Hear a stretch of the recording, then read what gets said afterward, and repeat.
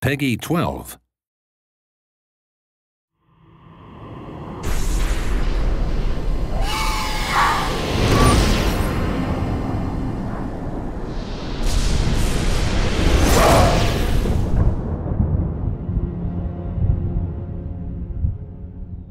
Alongside the spell combat, we have the invisibility cloak, which allows Harry to disappear from view, but he has to be careful not to get caught. Keep your eyes open, we're not here for fun. The modes that we use the invisibility cloak in challenge mode are all time-based, so the player has to balance not being found with moving quickly. One of my favourite levels in the game is Shaftesbury Avenue, because it's an opportunity to see Harry as a wizard in the Muggle world. The first time you come to a challenge, it's often worth using 4 points. That's our navigational spell, and it will tell you where you need to go. Once you get good at the challenge, it's all about shaving the time off, and 4 points isn't necessarily the quickest route. To really excel at the stealth challenges, it helps enormously to remember where the bad guys are going to be.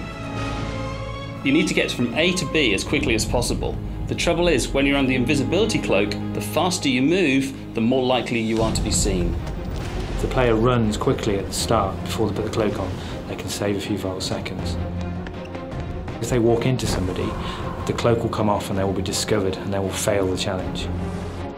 The more Harry moves, the more likely he is to be detected. So the invisibility cloak has a meter that will show the player when they're likely to be detected. The best way to replace the invisibility cloak meter is to stand still and stay out of the way of Death Eaters. Another way to get it to recover is to find a location where no one can see you and quickly remove the cloak and replace it.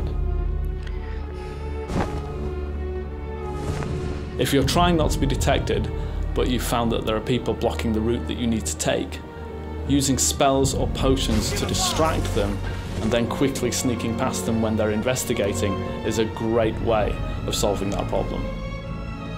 I like to use Peruvian Darkness Powder. It's brilliant to create a distraction, get the guards out of the way so I can sneak through.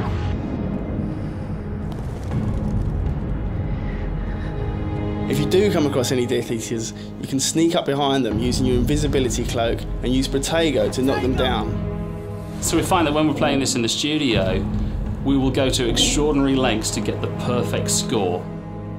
You have to make micro decisions to decide how close you want to get to that Death Eater that suddenly appeared in front of you, or how far you need to stay away. When exactly do you take your cloak off, and when do you put it back on? When do you take that shot? When do you throw the potion? Do you throw the potion at all? It's all down to micro judgments, because every second counts. And with all our challenges, every time you beat your personal best, it goes up on the online leaderboard, so you can compare that against your friends, you can compare against the best of the world, and you can see really how do you match up as a great wizard.